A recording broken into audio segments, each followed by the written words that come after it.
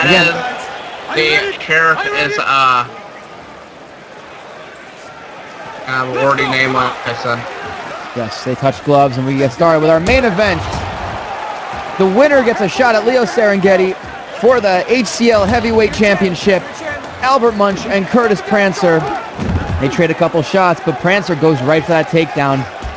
And this would be a great place for Prancer to start wearing down Munch. Both these fighters very accomplished on the ground. It's submissions versus ground and pound here, and Munch working from the guard, but Prancer really trying to neutralize him, has that mission control, that rubber guard. Don't try it, Randy. You tried it already. It doesn't work. I tried. Earlier tonight, I feel like kicking myself in the balls. So, oh, nice combination by Prancer. Jab cross hook there. It might come down to who dominates on at standing, because neither of these guys may want to take the other one to the ground. Nice leg kick there by Curtis Prancer. That's going to wear down Munch if he gets another of those. Munch catches the teeth and takes him down, kicks his leg out from his leg, to use an old cliche. Enough, man. And Munch, again, Munch, sponsored by the potato farmers of Idaho, his home state. He thought that, you know, that just meant tattoo the word potato on his forehead, and that'd be enough for sponsorship. And they just kind of let him because, well, he already did it. The name doesn't like a logo. I just pass it to it. Whatever. Yeah. No thoughts. No thought whatsoever put into that. As Prancer able to reverse into half guard. He's going to try to posture up. You know, I don't know if he wants to posture up and ground and pound here, because he might want to go for a submission and stay close and wait for an opportunity. That Munch might leave an arm open or a leg open or something like that. But Munch now keeping it very close, throwing those little baby punches to the face. And they're going to stand it up once more. Prancer landing a couple more punches. Good sprawl to prevent the takedown. And he's going to take his back right away. Going for the choke. Going for the choke or something. This might be it. He's just really trying. He's got the hooks in, but doesn't know if he has anything. Munch is trying to hold off. He's got both hands on that one arm to keep it from getting underneath his chin. And Munch is going to break out. That rear naked choke, not the best of attempts. We've seen better from Prancer, but you know that's just a reminder that he's going to be looking for it as the round comes to a close. That's right. Very much later, here will be. Okay, he's tired. His legs are tired from trying to hold that big foot. Okay, push the pace. Prancer looks pretty fresh. This guy, a cardio machine. He really just, you know, being a dance instructor really means you have to have the cardio, the wind. And Albert Munch is just a recluse, so he has nothing else to do but fight the shadows on his wall. Yeah. You got it all day long. You just got to go. He names them too. I'm sure he does. You got to wonder if, every time Albert Munch fights, you have to wonder, he's a recluse, he's not used to being out in public, that if the right crowd or the wrong crowd could just set him off on a murderous rampage. Yeah, you try not to think about scenarios like that, but you kind of keep in the back of your head what they are possible. You never can tell. Head off of his shoulders. Here we go, guys. Are you ready? Round two, Munch and Prancer. Heavyweight title shot on the line. Fontaine Kobayashi gets round two underway. And Prancer shoots for the takedown right away, but Munch sprawls, but tries to improve his position. He gets taken down, but Munch moving into half guard. This might be very much the ground chess match here. As Prancer goes for a Kimura. He's got his own wrist. He's holding his own wrist. This looks pretty good. He might have it. But Munch able to slide out. Munch not a submission expert, but he knows.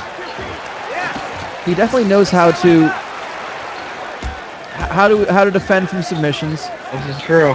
He gives his roots and kind of anchor around the guy and he's trying to take him out like that. You mean like potato roots? Exactly. You're catching on, right? I see what you did there.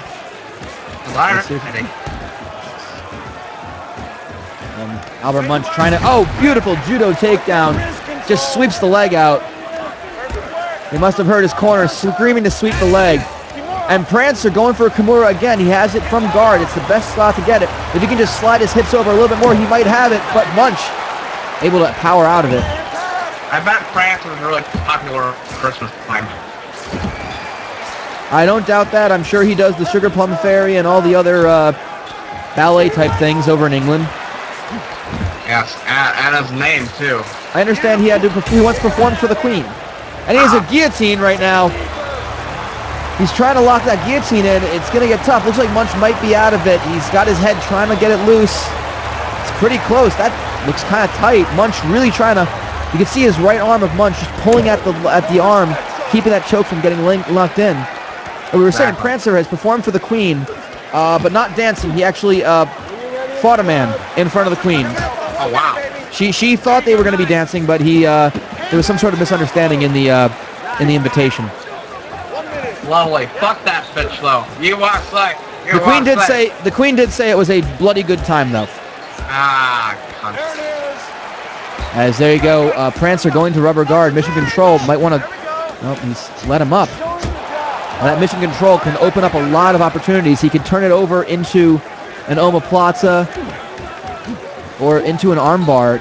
It's a lot of... It's an interesting... It's a good jiu-jitsu tactic. I believe it's specialized in Eddie Bravo's gym. And that's the end of the round. Prancer getting the takedown right at the end of the round. Fontaine Kobayashi has to come in and break them up, say, look, this round is over. No extracurriculars here, guys.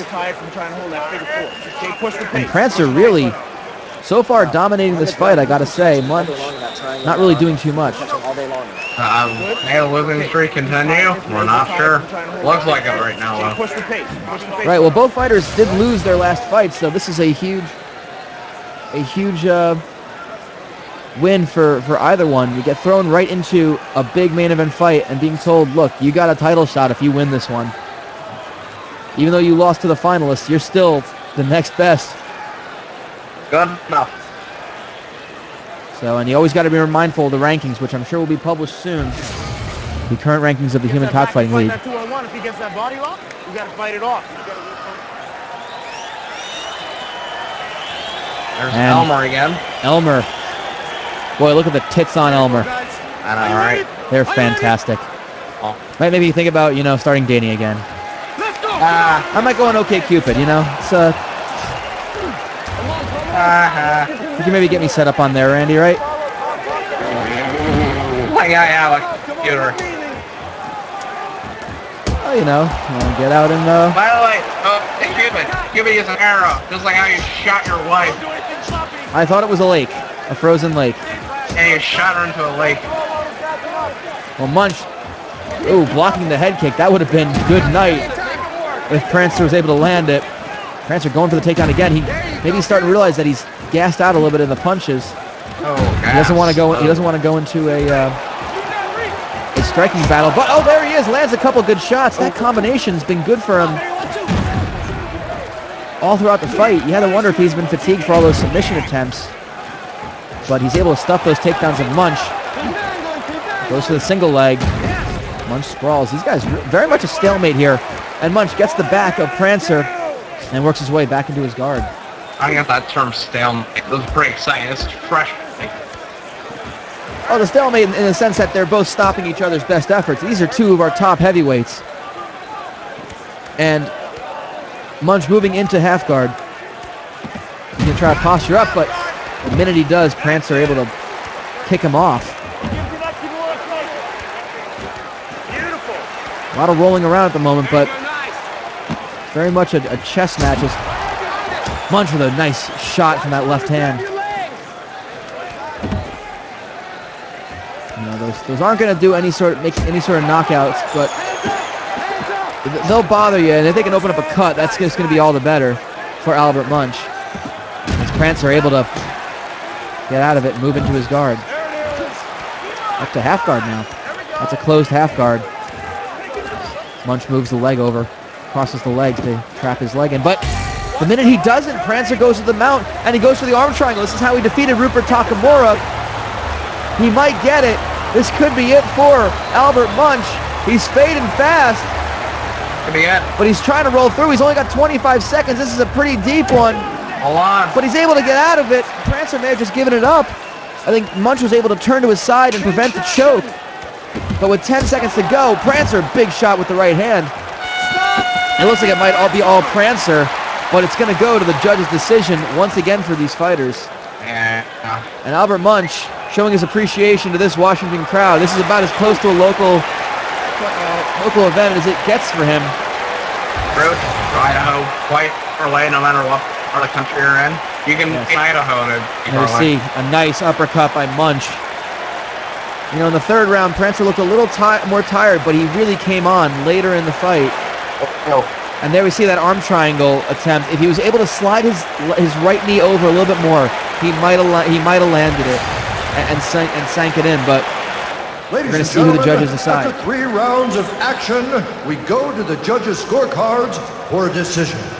The judges scored 29-28, 29-28, and 29-28, declaring the winner by unanimous decision, Angel! Curtis Prancer gets the win. And you know, he pretty much dominated on the ground. Great job by Albert Munch, but Curtis Prancer and Leo Serengeti